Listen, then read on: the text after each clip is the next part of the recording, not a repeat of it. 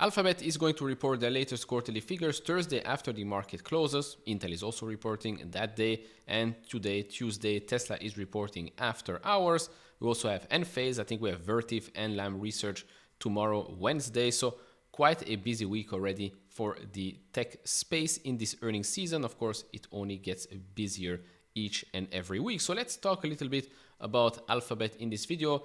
My predictions, some analyst estimates as well, and then a quick overview of, well, the business as a whole. If you're interested in all of that, stick around, hit all the buttons, would really appreciate that. If you want to support me even further, do check out the link down in the description and in the pinned comment with the top 10 best stocks to buy now, or go to fool.com/investor. Thank you very much. Alright, so if we look at Alphabet stock right now, at the time of making this video, it's actually up 2.7%. The whole market is quite green. It's back above $151, has a market cap of $1.81 trillion. Year to date, it's still down close to 20%. If we look at the trailing 12 months PE, 18.8 times, next 12 months sits at 16.9 times. I mean, this is probably the best and cheapest Max 7 company, or big tech company, shall I say, at the moment. Now, of course, there's always a reason why this is trading at these cheap multiples. First of all, Alphabet has never really been trading at a super high multiple. On average, I think it's been always closer to 24 times or so. But yes, right now, forward 16.9, although the forward one can always fluctuate, right? If suddenly, well, we have a very, very good earnings report, well, analysts are probably going to revise up. If we have a bad one, well, we're going to see revisions on the downside, and then the cheap forward looking PE is going to be looking, well, not that cheap anymore. It's not just for Google, it's for every single company out there. Looking at what the analysts are expecting, well, consensus number for revenue is at $89.229 billion. The range is $86.78 billion and $90.5 billion for the upcoming quarters. And then from then on out, it goes up and up and up.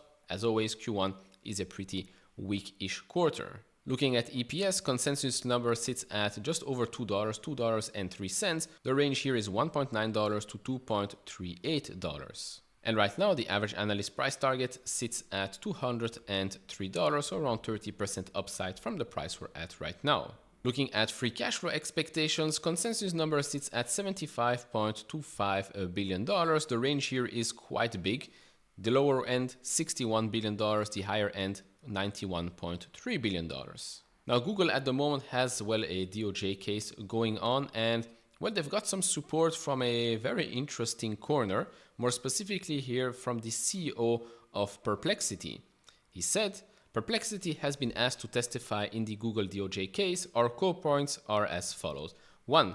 Google should not be broken up. Chrome should remain within and continue to be run by Google. Google deserves a lot of credit for open sourcing Chromium, which powers Microsoft Edge and will also power Perplexity Comet. Chrome has become the dominant browser due to incredible execution quality at scale of billions of users.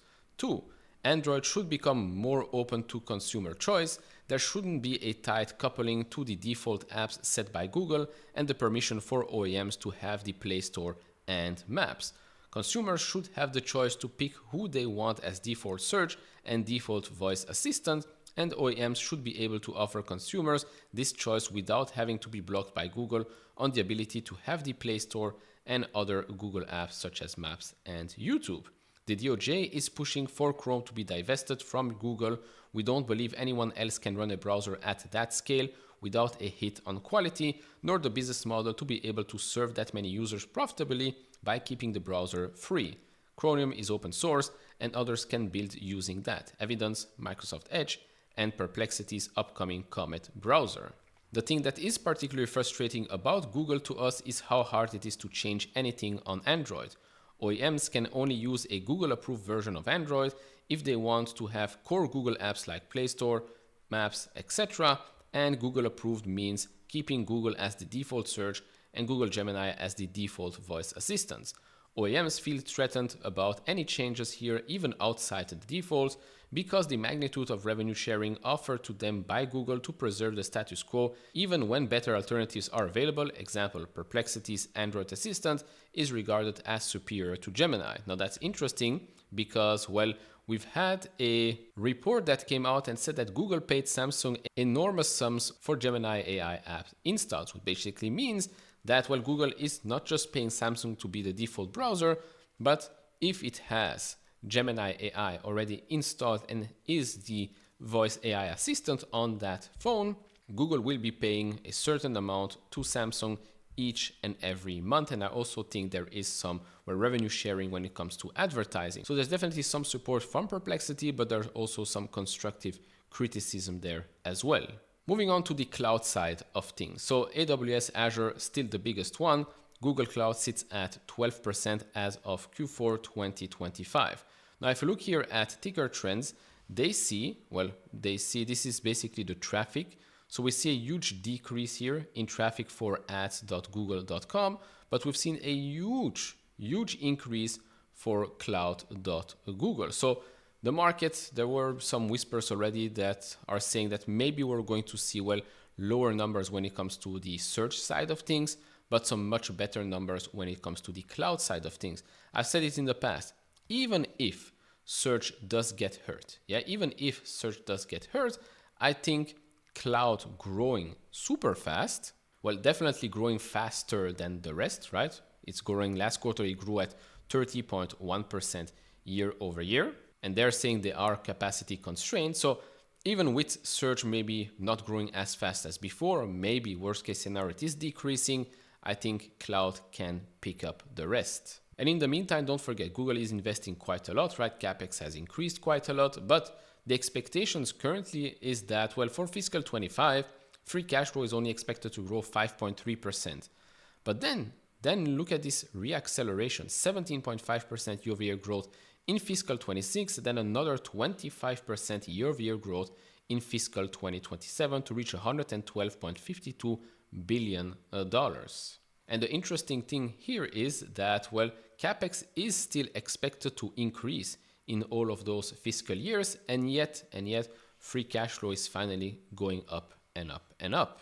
That's important because what we've seen previously is that free cash flow margin peaked here in 2021 at 26%. Of course, it peaked in 2016, but more recently it peaked at 26% in 2021. Since then it was 21.2, 22.6, and then 2024 for a whole year, 20.8%. Of course, you can see here a huge CapEx increase in 2024, but hopefully in 2025, the business continues to grow, but grows in a more profitable way.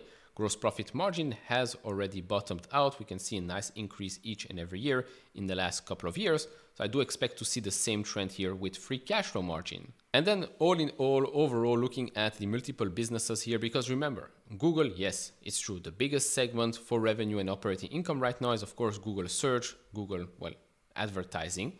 Now, as you can see, Google Search has continued to grow. Even since ChatGPT came out, it continues to grow. Of course, it doesn't grow as fast as previously. But you still have that huge segment that is very, very profitable. You have YouTube ads, you have Google subscriptions, you have Google Clouds, and then the other bets. Of course, in the other bets, you might say that Waymo is going to be a big part of it if you believe that. I do think so. I think Waymo is a future $100 billion company within this company, but I do think that they will spin it off and that will actually IPO probably early 2030s. And so all in all, while we might see some weakness in the advertising side of things, especially probably in the guidance, I think Google Cloud is going to surprise quite a lot of people. As you can see, this is one that is growing quite fast and is becoming more and more profitable. That's going to help the overall profile of this business. It's a high margin business that is growing faster than, the other more, let's say, core businesses that are maybe more under pressure at the moment. Now, as you know, the quarter that they will report is, of course, pre-tariffs, pre-all of that. So the most important thing for the next couple of weeks is always going to be